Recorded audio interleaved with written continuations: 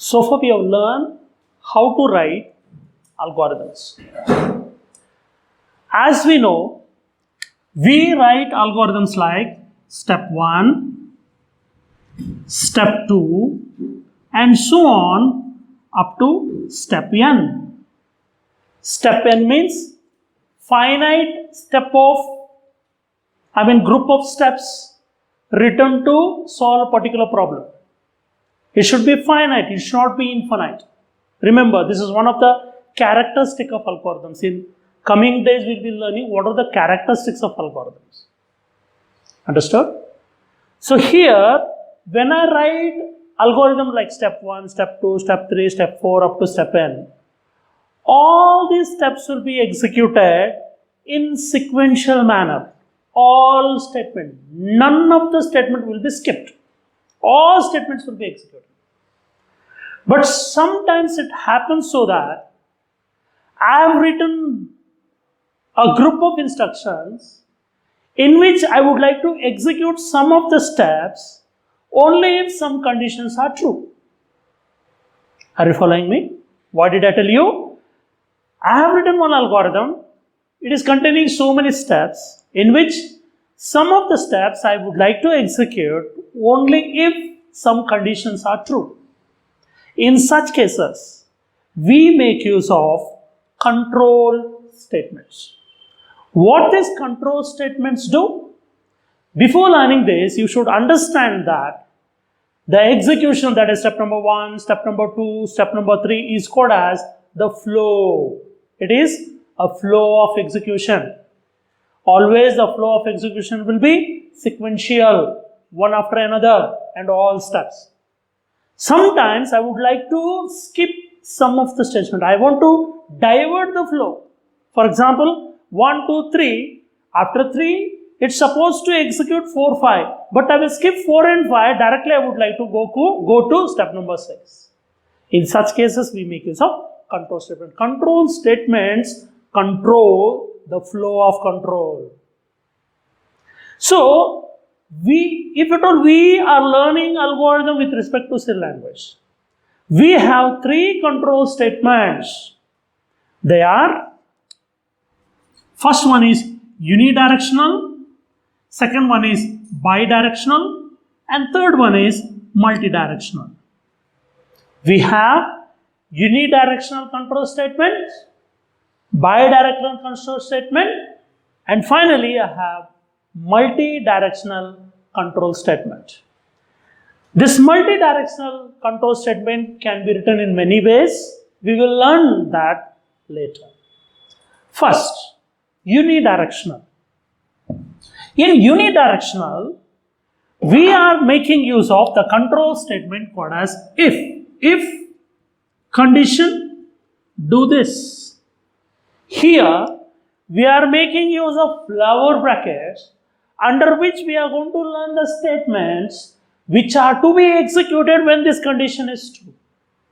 See, this conditional statements, there are 2 kind of conditions. One is predictable, another one is unpredictable. Understood? Predictable is different, unpredictable is different. Predictable in the sense, we can define, in this case only, after this much of time, this will happen. But unpredictable, it is not at all possible for us to predict like what after this happens and this particular process will be stopped. So, if there is a condition and we are going to write a statements or the steps under what this if flower bracket, which will be executed only if this condition is true. If this is true, do this. Else, go to next step. This is unidirectional. What about bidirectional? We'll be having what? Else. Here what happens is, if this condition is true, execute the steps which are the commands which are enclosed within this flower brackets. If this condition is false, then come to else part. This is bidirectional. If it's true, do this, else you do this. And this multidirectional can be written like this. How? just let's have a look. It is with respect to C language. That is if condition, open brace, close brace, else if condition, open brace, close brace, else if condition, open brace, close brace, else, open brace, close brace. It can grow to any extent. If this is true, come to else part. Again there is a condition. If this is true, come over here. Else, once again there is a condition. Do this, else you do this. This is also called as if else ladder.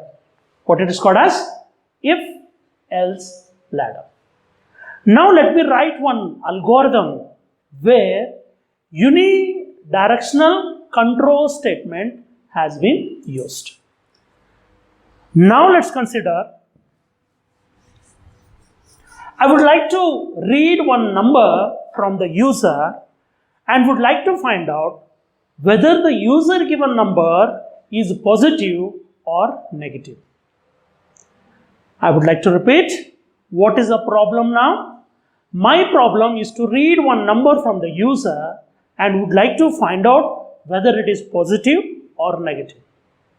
The logic behind this is, we can say any number as a positive if at all it is greater than 0, and we declare all the numbers as a negative numbers if at all that number is less than 0. This is the logic what we are going to make use of in our algorithm. Even on a basis of the sign what we are making use of with the number also we can decide whether that particular number is positive or negative, but it works out bit difficult. The easiest logic is just to decide whether the user given number is more than or less than 0. If at all it is more than 0, decide it as a positive. If at all it is less than 0, then you define it as negative. Now how we can put that particular logic in terms of algorithm. So as we know, first we will write what? The name of algorithm. What is the name of algorithm? Algorithm to read number and to display whether it is positive or negative. This is the motto. This is the problem. We are giving a solution for this problem using algorithm. We read one number from the user and we are going to decide whether the user given number is positive or negative. Next is input. As we know, input is one number, or simply we can say number, and output will be whether it is positive or negative. Next, as we know, always the first step will be step 1 start. Next, in step number 2, what we have to do is we have to declare variable. Always we will be using variables in program. Not always, most of the time I can take. So whenever the input is coming, to hold that we need what? Variables. I told you, whenever we are declaring variable, we have to estimate what kind of value it must hold and what should be the size. And even sometimes we'll be thinking what is the maximum and what is the minimum. Now, in step number 2, I declare NUM as variable of integer type. So I said declare num as variable of integer type. Here I am thinking that the user, what value he gives will be integer. That's why I have taken a variable of integer type. If at all you are doubtful, then you can go for floating point. If at all you expect him to give what you think like what he may enter even the real numbers or the floating point number, better to take what? A floating type of variable. But here I am thinking that he is going to enter what only the whole numbers. That's why I have taken integer type of variable. What is the name of variable? Num. Any name can be given, any meaningful name can be given for the variables. There are also so many rules to be followed to give a name for the variable. That's what we will learn later. Now I have declared only one variable called as num. which is going to hold the value which is entered by the user. Next, what I will do in step number 3, what should I do? I have to read number under num. What I have done? I am going to read one number from the user. I don't know what value he is going to give. That will be there under num. Now I got a number. What should I do now? Now I have to decide whether the user entered value is positive or negative. What should be done? Now you see. In step number 3, I say if the value which is there in num is greater than 0. This is also one kind of operator. This operator is called as relationship operator or relational operator, because it finds the relationship among these two values, the value which is there under num and 0. It is checking whether the value what you are given, the value whatever read from the user which is there under num is greater than or less than 0, is greater than 0 or what. Now what should I do? If at all the value what the user has entered, that is positive, I am going to say if it is greater than 0, then I will say print it is positive. Okay. Next, step number 4. If the value which is there in num is less than 0, what do? I will say print it is negative. Close. This is open brace and this is close brace. And step number 5, here I will write stop. This is the algorithm used to find out whether the user given number is positive or negative. Now let's trace this. What do you mean by tracing? Here is the computer. We are executing this statement like computer. Understood? So step 1 starts. Step 2, we have declared one variable called as num. Now I am going to read one number from the user. Let's assume that user has entered 5. When user enters 5, that will be stored under the variable called as num. Next, what I am going to do? I put a control statement over here. Unidirectional control statement, that is if. It is checking for the condition. What is there in num now? 5 is there. Is this condition true? Yes, it is true. That's why the control will enter this particular flower bracket to execute the statements which are enclosed over here. Now it prints on the output as it is positive. Next it comes to this step. Here what is there in num? We have 5. 5 is less than 0? No. That's why it never executes this particular statement. Instead of that, it goes to step number 5 and stops. Now let's see.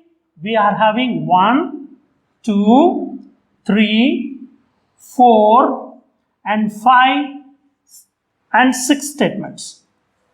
Here what happens, let it be any case, like let it be positive or negative. How many statements are going to get executed? Only 5. How come? 1, 2, 3, 4. This won't be executed. 5 in first case. Second case, 1, 2, 3. This won't be executed. 5 and 6. Understood? These statements are not given a step. We should think that this is one statement. Understood? So it has been enclosed within flower bracket over here. This is the flower bracket belongs to this if, and this is the flower bracket which belongs to this. Here not all the statements are executed. Here this statement is executed only if this is true. This statement is executed only if this is true. So this is what is called as control statement. If is called as unidirectional control statement, which has been used in the algorithm called as finding out whether the user given value is positive or negative.